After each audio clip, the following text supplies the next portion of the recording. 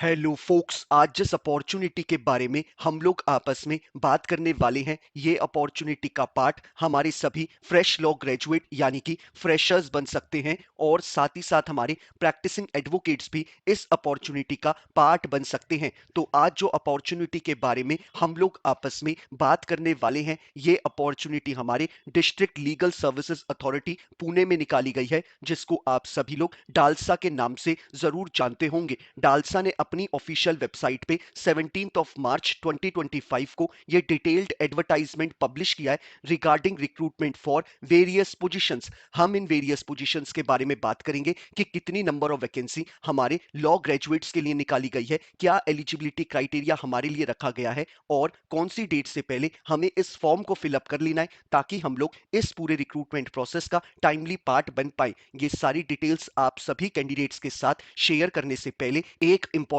Information video की starting में आप सभी कैंडिडेट्स को देना चाहता हूं। जो भी कैंडिडेट अभी लॉ स्टूडेंट है, लॉ ग्रेजुएट हो चुका है या फिर प्रैक्टिसिंग एडवोकेट है, ऑल ओवर इंडिया के किसी भी कोर्ट में अगर आप लोग चाहते हैं हमारे इंडिया में हमारे लॉ ग्रेजुएट्स के लिए कोई भी वैकेंसी निकले, चाहे वो आपकी इंटर्नशिप की अपॉर्चुनिटी हो, जुडिशरी की अपॉर्चुनिटी हो, कोई कॉर्पोरेट वैकेंसी की अपॉर्चुनिटी हो या फिर सेंट्रल और स्टेट गवर्नमेंट के द्वारा निकाली गई कोई बैंक की वैकेंसी हो, पब्लिक सेक्टर अंडरटेकिंग यानी पीएसयू की वैकेंसी हो या फिर हमारे प्रैक्टिसिंग एडवोकेट्स के लिए निकाली गई कोई इम्पेनलमेंट की वैकेंसी हो, it means all over India में हमारे लॉ ग्रेजुएट्स के लिए कोई भी वैकेंसी निकलेगी, उस वैकेंसी के रिगार्डिंग आप सभी कैंडिडेट्स को इस चैनल पे टाइमली अपडेट प्रोवाइड कराई जाएंगी ताकि हमारे किसी भी लॉ ग्रेजुएट से इंडिया में आने वाली कोई भी लीगल अपॉर्चुनिटी की अपडेट मिस आउट ना हो। तो मैं चाहूंगा जिस भी कैंडिडेट ने अभी इस चैनल को सब्सक्राइब नहीं करा है वो मेक श्योर करे कि वो इस चैनल को बिना सब्सक्राइब करे ना जाए ताकि उससे कोई भी लीगल अपॉर्चुनिटी की अपडेट मिस आउट ना हो।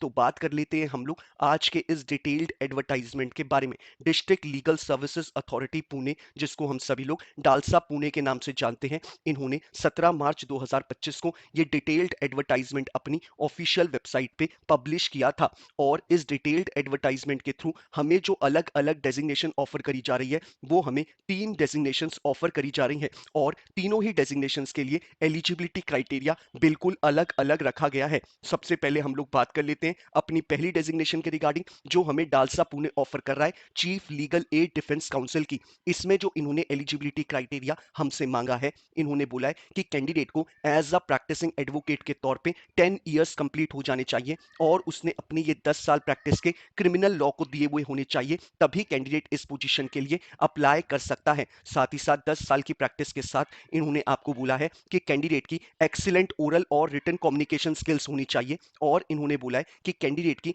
एक्सीलेंट अंडरस्टैंडिंग होनी चाहिए क्रिमिनल लॉ में और इन्होंने साथ ही साथ बोला है कि कैंडिडेट को इफेक्टिवली और एफिशिएंटली काम करना आना चाहिए और उसको टीम को लीड करना भी आना चाहिए। एक इन्होंने जो मैंडेटरी चीज रखी है कि कैंडिडेट ने minimum 30 trial cases session court में हैंडल करे हुए होने चाहिए, जो कि बहुत इजीली अगर कैंडिडेट की 10 साल की प्रैक्टिस है तो उसने 30 क्रिमिनल ट्रायल केसेस जरूर हैंडल करे हुए होंगे। तो ये इन्होंने आपको eligibility criteria chief legal aid defence council के लिए बताया है। साथ ही साथ इन्होंने बोला है कि कैंडिडेट को कंप्यूटर सिस्टम को यूज करने की नॉलेज होनी चाहिए और इन्होंने एज क्राइटेरिया के रिगार्डिंग कोई भी इंफॉर्मेशन नहीं दी है, यानी कि chief legal aid defence council के पोजीशन के लिए कोई भी एज की कैटेगरी का आदमी जो इस एलिजिबिलिटी क्राइटेरिया को फुलफिल करता है वो इसके लिए अप्लाई कर सकता है। अब बात कर लेते हैं हम लोग दूसरी डेजिग्नेशन के एलिजिबिलिटी क्राइटेरिया के रिगार्डिंग। दूसरा डेजिग्नेशन जो हमें ऑफर कर रहा है डालसा पुणे, वो हमें deputy chief legal aid defence council की डेजिग्नेशन ऑफर कर रहा है। इसके लिए जो eligibility criteria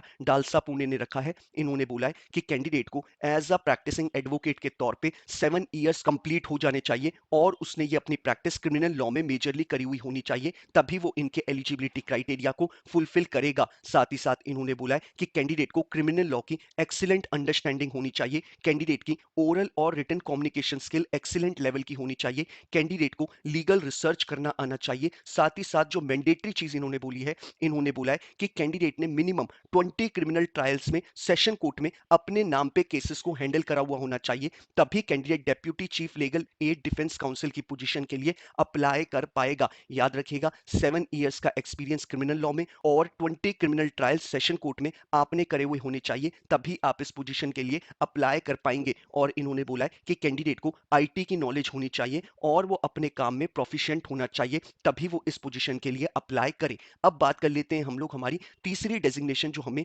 DALSA Pune offer कर रहा है, वो हमारी पोजीशन फ्रेशर्स के लिए है, यानी कि फ्रेश लॉ ग्रेजुएट्स के लिए है।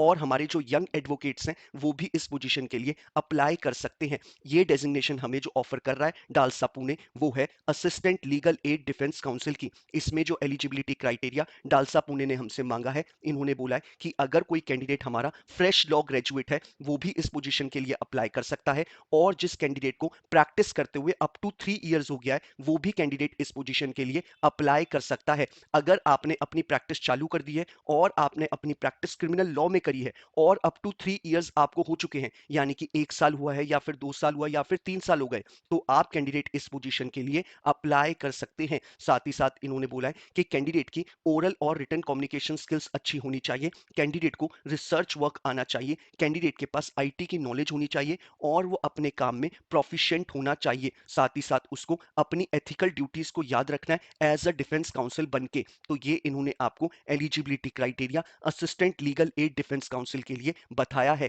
तीनों ही डेजिग्नेशंस के लिए कोई भी एज क्राइटेरिया नहीं रखा गया है। अगर आप सिर्फ इनके एलिजिबिलिटी क्राइटेरिया को फुलफिल करते हैं तो आप इस पोजीशन के लिए अप्लाई कर सकते हैं। तो ये इन्होंने हमें एलिजिबिलिटी क्राइटेरिया के रिगार्डिंग इंफॉर्मेशन प्रोवाइड कराई है। अब बात कर लेते हैं हम लोग रेमुनरेशन यानी सैलरी के रिगार्डिंग कि हमें कौन सी डेजिग्नेशन के लिए कितनी सैलरी प्रोवाइड कराएगा डालसा पुणे। इन्होंने अपने एडवर्टाइजमेंट में क्लियरली मेंशन करा है कि आप कैंडिडेट अगर chief legal aid defence council की पोजीशन के लिए अप्लाई कर रहे हैं तो आप कैंडिडेट को 1 लाख रुपीज मंथली प्रोवाइड कराए जाएंगे, और अगर आप deputy legal aid defence council के लिए अप्लाई कर रहे हैं तो आप कैंडिडेट को 75,000 रुपीज मंथली प्रोवाइड कराए जाएंगे, और अगर आप candidate assistant legal aid defence council की पोजीशन के लिए अप्लाई कर रहे हैं जो कि हमारे फ्रेशर्स और यंग एडवोकेट्स के लिए है, उसमें आपको 45,000 रुपीज मंथली प्रोवाइड कराए जाएंगे। तो ये इन्होंने आपको सैलरी यानी कि रेमुनरेशन के रिगार्डिंग डेजिग्नेशन के अकॉर्डिंग बताई है। अब बात कर लेते हैं हम लोग कि हमारे कौन सी डेजिग्नेशन के लिए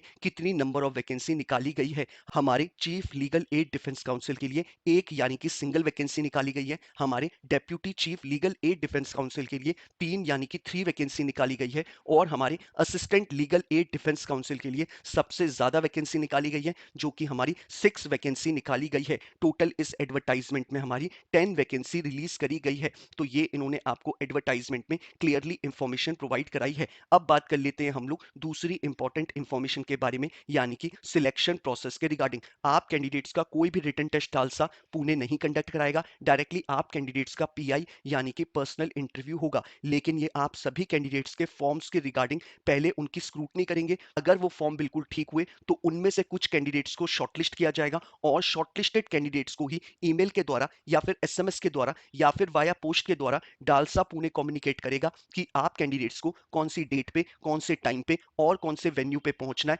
फॉर इंटरव्यू। अगर आप इंटरव्यू में अच्छा परफॉर्म करेंगे तो जिस भी डेजिग्नेशन के लिए आपने अप्लाई किया होगा उस डेजिग्नेशन के लिए आपको सिलेक्ट कर लिया जाएगा। तो ये सिलेक्शन प्रोसेस के रिगार्डिंग डालसा ने आपको क्लियरली अपने एडवर्टाइजमेंट में इंफॉर्मेशन प्रोवाइड कराई है। अब बात कर लेते हैं हम लोग कि हमें इस पूरे रिक्रूटमेंट प्रोसेस का कैसे पार्ट बनना है। आप वीडियो के डिस्क्रिप्शन बॉक्स में जाएंगे, आपको जो पहला लिंक अवेलेबल है आप उस पर क्लिक करेंगे। क्लिक करते ही आपकी स्क्रीन पे ये पूरा डिटेल्ड एडवर्टाइजमेंट खुल के आ जाएगा। आपको इस डिटेल्ड एडवर्टाइजमेंट को डाउनलोड करना है, और डाउनलोड करने के बाद आपको पेज नंबर 10 जो अभी आपकी स्क्रीन पे आ रहा है, इस पेज से लेके लास्ट वाले पेज, पेज नंबर 12 तक आपको प्रिंट आउट कराना है। इसमें आपसे फॉर्म में बहुत बेसिक डिटेल्स मांगी गई हैं जो कि आप इजीली खुद से फिलअप कर सकते हैं। इनकेस इस फॉर्म को फिलअप करते वक्त किसी भी तरीके की कोई क्वेरी अराइज होती है तो आप कैंडिडेट मुझे इंस्टाग्राम या फिर ट्विटर पे टेक्स्ट मैसेज करके पूछ सकते हैं, या फिर यूट्यूब पे ही डायरेक्ट अपने कमेंट को ड्रॉप करके अपनी क्वेरी पूछ सकते हैं।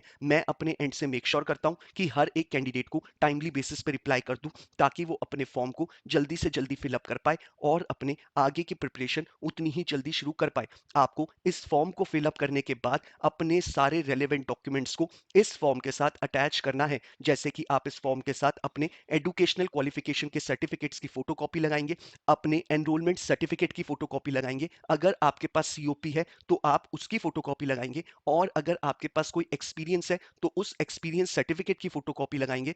और जो इन्होंने आपसे एलिजिबिलिटी क्राइटेरिया में कुछ और चीज़ें डिमांड करी हैं, तो उनकी कॉपीज़ भी आप इस फॉर्म के साथ अटैच करेंगे। ये सारी चीज़ें फॉर्म के साथ अटैच करने के बाद आप एक एनवेलप में इस फॉर्म को डालेंगे और एनवेलप को आप पोस्ट करेंगे। पोस्ट करने का एड्रेस मैंने आपको वीडियो के डिस्क्रिप्शन बॉक्स में अवेलेबल करा रखा है। डायरेक्टली आप वहां से कॉपी पेस्ट कर सकते हैं। एक बार मैं आपको पढ़ के भी बता देता हूँ। एड्रेस है आपका office of the secretary, DALSA, Pune. इस एड्रेस पे आपको अपने एनवेलप को पोस्ट करना है और मेक श्योर करना है कि आपका एनवेलप इनके रिस्पेक्टिव ऑफिस में बिफोर 2 अप्रैल 2025 शाम के 5 बजे से पहले पहुंच जाए। तभी आप इस पूरे रिक्रूटमेंट प्रोसेस का टाइमली पार्ट बन पाएंगे। तो यही सारी इंपॉर्टेंट इंफॉर्मेशन थी जो डालसा पुणे ने हमें अपने इस एडवर्टाइजमेंट में प्रोवाइड कराई है। अगर आप कैंडिडेट चाहते हैं कि ऐसे ही हर एक दिन आप कैंडिडेट्स को एक लीगल अपॉर्चुनिटी की अपडेट मिलती रहे, तो मेक श्योर करिएगा कि आप इस चैनल को बिना सब्सक्राइब करे ना जाएं। Thank you so much.